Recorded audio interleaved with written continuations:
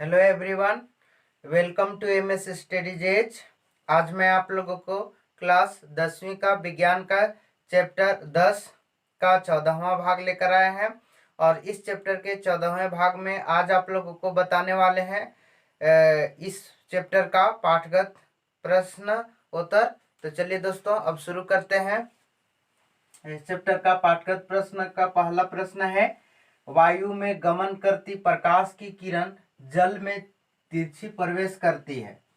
ठीक है, क्या प्रकाश किरण अभिलंब की ओर झुकेगी अथवा अभिलंब से दूर हटेगी?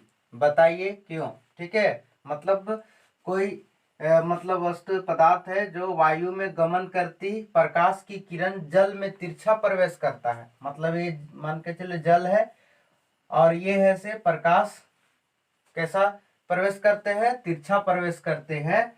तो क्या प्रकाश की किरण अभिलंब की ओर मतलब अभिलंब की ओर झुकेगी कि दूर हटेगी? ठीक है, और उसका कारण भी बताना है ना। बताइए क्यों। तो उत्तर लिखा हुआ है, किरण अभिलंब की ओर झुकेगी। किरण किधर की ओर झुकेगी? अभिलंब की ओर। मतलब ये तिरछा जब प्रवेश करेगा, ठीक है, विरल माध्यम से सघन माध्यम की ओर, तो ये क्या होगा? अभिलंब की ओर मुड़ जाएगा। ठीक है, झुकेगा। क्योंकि प्रकाश की किरण विरल माध्यम से सघन माध्यम में प्रवेश करती है तो वह अभिलंब की ओर मुड़ जाती है। मतलब जब कोई प्रकाश ऐसे मतलब विरल माध्यम से सघन माध्यम की ओर जब प्रवेश करता है तो वे अभिलंब की ओर क्या हो जाते हैं? मुड़ जाती है। तो इसलिए किरण अभिलंब की ओर क्या होगी? झुकेगी। यहाँ जानना है, विरल वायु विरल माध्यम है और जल क्या है? सघन माध्यम है। ठीक है, तो इसलिए जब विरल माध्यम से सघन माध्यम में जब प्रकाश प्रवेश करता है तो वह अभिलंब की ओर क्या होते हैं? मुड़ जाते हैं। ठीक है, अगला है दूसरा प्रश्न। लिखा हुआ है, प्रकाश वायु से 1.50 अपवर्तनांक की कांच की प्लेट में प्रवेश करता है। मतलब प्रकाश वायु से इतना अपवर्तनांक होता है जिस पर है से कांच की प्लेट में प्रवेश करता है। और कांच में प्रकाश की चाल कितनी है? जब प्रकाश प्रवेश करता है तो कांच में प्रकाश की चाल कितना है? और यह हमेशा याद रखना कि निर्वात में प्रकाश की चाल 3 × 10⁸ मीटर प्रति सेकेंड होता है। निर्वात माने वायु में प्रकाश की चाल 3 × 10⁸ मीटर प्रति सेकेंड होता है। तो चलिए इसको हल करते हैं। यहाँ ये जानना, हम लोग ये जानते हैं कि अपवर्तनांक बराबर क्या होता है? निर्वात में प्रकाश की चाल। ठीक है, निर्वात में प्रकाश की चाल बटा माध्यम में प्रकाश की चाल। ठीक है, मतलब अपवर्तनांक क्या होता है? निर्वात में प्रकाश की चाल और माध्यम में प्रकाश की चाल। यहाँ निर्वात में प्रकाश की चाल को C से लिखते हैं और माध्यम में प्रकाश की चाल को V से लिखते हैं। ठीक है, तो अपवर्तनांक बराबर क्या हुआ? निर्वात में प्रकाश की चाल और माध्यम में प्रकाश की चाल। तो अब इसमें बैठाते हैं, प्रकाश में वायु के अपवर्तनांक कितना है? तो अपवर्तनांक तरफ 1.50 और बराबर निर्वात में प्रकाश की चाल, ठीक है, कितना होता है?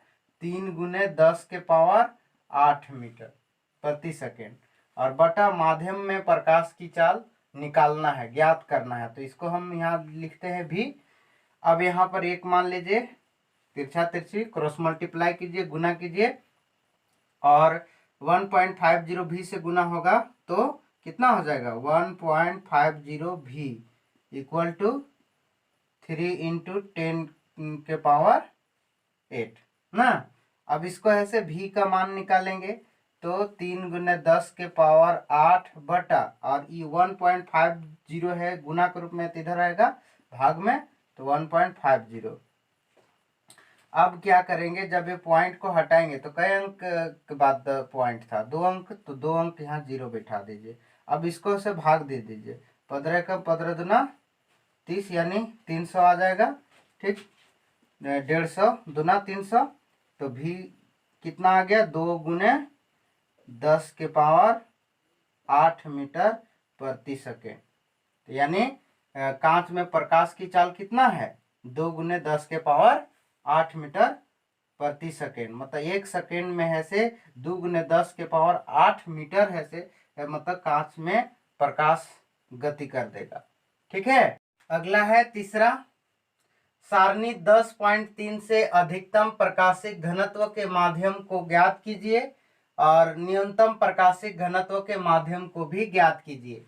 जो यहाँ पर सारणी देख रहे हैं तो उस सारणी के अनुसार ही अधिकतम प्रकाशिक घनत्व को माध्यम को बताना है और न्यूनतम प्रकाशिक घनत्व को माध्यम को बताना है।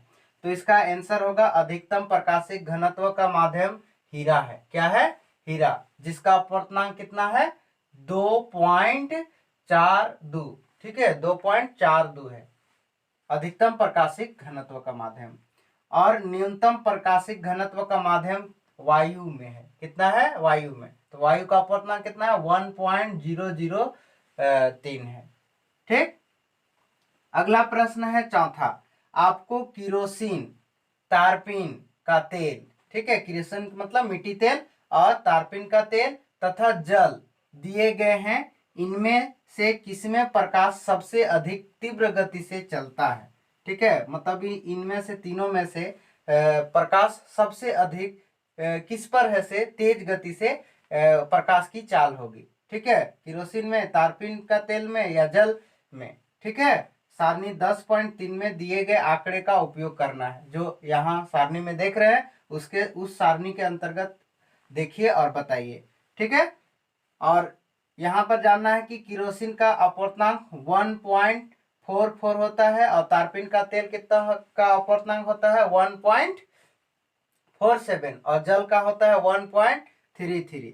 तो इसका आंसर क्या होगा? जल। तो जल का अपवर्तनांक 1.33। हम बता ही चुके थे सारणी के अनुसार कि जिसका अपवर्तनांक सबसे अधिक होगा तो उस पर है प्रकाश क्या होगा, धीमी गति से प्रवेश करेगी। ठीक है, जिसका अपवर्तनांक सबसे अधिक होगा और जिसका अपवर्तनांक कम होगा तो उसमें है से प्रकाश सबसे अधिक तीव्र गति से चलेगा। तो किरोसिन, तारपीन का तेल और जल में से किसमें प्रकाश अधिक तीव्र गति से चलेगी? तो जल में। ठीक है, 1.33 इसका अपवर्तनांक है। अगला है पांचवा प्रश्न, हीरे का अपवर्तनांक 2.42 है। हीरा का अपवर्तनांक कितना है? 2.42 है। इस कथन का क्या अभिप्राय है, मतलब इस कथन से, इसे कहा हुआ से क्या मतलब है। ठीक है, तो इसका आंसर लिखे हैं, हीरे का अपवर्तनांक 2.42 है। इस कथन का अभिप्राय यह है कि हीरा का प्रकाशिक घनत्व अधिक है। हीरा का प्रकाशिक घनत्व क्या है? अधिक है। जैसे यहाँ देखिए हीरा 2.42 है, तो इसका अभिप्राय हीरा का प्रकाशिक घनत्व क्या है? अधिक है, जिसे यह एक कठोर पदार्थ है, मतलब ये कठोर है और इसमें प्रकाश की चाल क्या होगी?